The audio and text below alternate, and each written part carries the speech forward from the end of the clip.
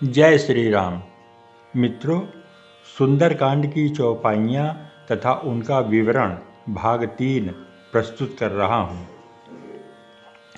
कि त्रिजटा नाम राक्षसी एका, रामचरण रति निपुण विवेका। असब नौ बोली सुनाए सुसपना, सीत ही सेई करहु हित अपना। उनमें एक त्रिजटा नाम की राक्षसी थी। उसकी श्री रामचंद्र जी के चरणों में प्रीति थी और वह विवेक ज्ञान में निपुण थी। उसने सबों को बुलाकर अपना स्वप्न सुनाया और कहा, सीता जी की सेवा करके अपना कल्याण कर लो।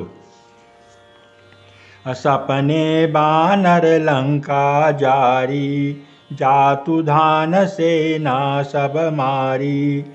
खर आरूढ़ नगर 10 सीसा, मुंडित सिर खंडित भुज बीसा। स्वप्न में मैंने देखा कि एक बंदर ने लंका जला दी। राक्षसों की सारी सेना मार डाली गई। रावण नंगा है और गधे पर सवार है। उसके सिर मुड़े हुए हैं, 20 भुजाएं कटी हुई हैं।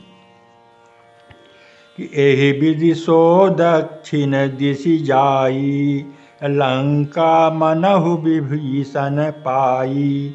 नगर फिरी रघुवीर दुहाई, तब प्रभु सीता बोली पठाई। इस प्रकार से वह दक्षिण यमपुरी की दिशा को जा रहा है और मानो लंका विभीषण ने पाई है। नगर में श्री रामचंद्र जी की दुहाई फिर गई। तब प्रभु ने सीता जी को बुला भेजा। यह सपना मैं कहूँ पुकारी, हो यह सत्य गए दिन चारी। तासु वचन सुनिते सब डरी, जनक सुता के चरणन परी। मैं पुकार कर निश्चय के साथ कहती हूँ कि यह स्वप्न कुछ ही दिनों में सत्य होकर रहेगा। उसके वचन सुनकर वे सब राक्षसियाँ डर गईं और जानकी जी के चरणों पर गिर पड़ीं। कि जहाँ तहाँ गईं सकल तब सीता कर मन सोच। मास शिवत दिवस बीते मोहि, मारी निशिचर पोच। तब इसके बाद वे सब जहाँ तहाँ चली गईं। सीता जी मन में सोच करने लगीं कि 1 महीना बीत जाने पर नीच राक्षस रावण तो मुझे मार डालेगा। कि त्रिजटासन बोली कर जोरी, मातु विपति संगिन तय मोरी। तजहु देह करु बेगी उपाई, दुसह बिरह अब नहीं सही जाई। सीता जी हाथ जोड़कर त्रिजटा से बोली, हे माता, तू मेरी विपत्ति की संगिनी है। जल्दी कोई ऐसा उपाय कर जिससे मैं शरीर छोड़ सकूं। विरह असह्य हो चला है, अब यह सहा नहीं जाता। कि आनी काठ रचु चिता बनाई, मातु अनल पुनि देहि लगाई। सत्य करहि मम प्रीति सयानी, सुनो को श्रवण शूल सम बानी। काठ लाकर चिता बनाकर सजा दे, हे माता, फिर उसमें आग लगा दे। हे सयानी, तू मेरी प्रीति को सत्य कर दे। रावण की सूल के समान दुख देने वाली वाणी कानों से सुनी नहीं जाती, इसे कौन सुने। कि सुनत बचन पद गहि समुझायसु, प्रभु प्रताप बल सुजस सुनायसु। निसिन अनल मिल सुनु सुकुमारी, अस कहि सो निज भवन सिधारी। सीता जी के वचन सुनकर त्रिजटा ने चरण पकड़कर उन्हें समझाया और प्रभु का प्रताप बल और सुयश सुनाया। उसने कहा, हे सुकुमारी सुनो, रात्रि के समय आग नहीं मिलेगी। ऐसा कहकर वो अपने घर चली गई। कि कह सीता विधि भा प्रतिकूला, मिली न पावक मिटी न सूला। देखियत प्रगट गगन अंगारा, अवनि न आवत एक तारा।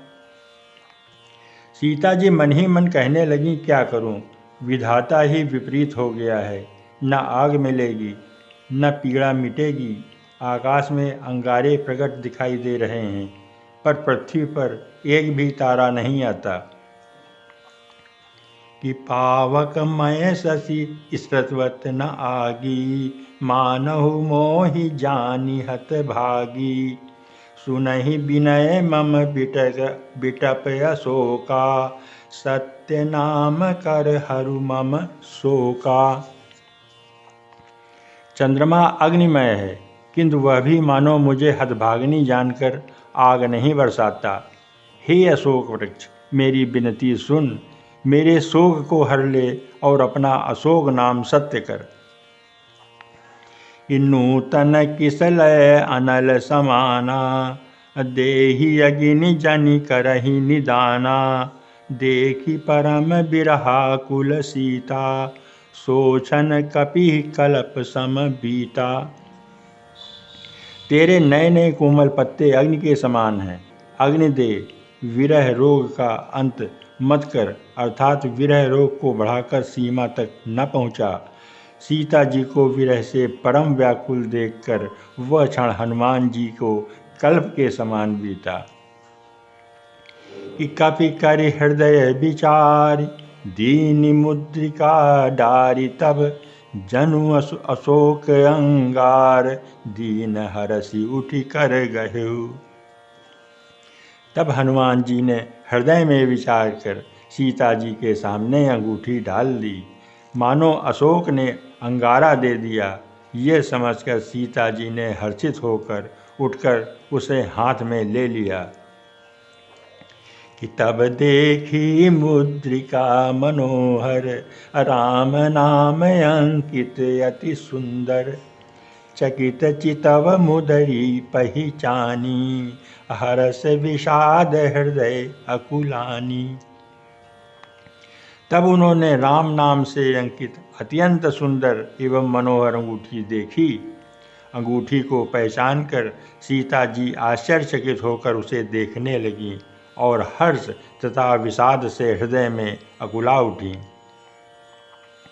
अजीत को सकई अजय रघुराई, माया ते असी रचि नहीं जाई। सीता मन विचार कर नाना, मधुर बचन बोल्यो हनुमाना।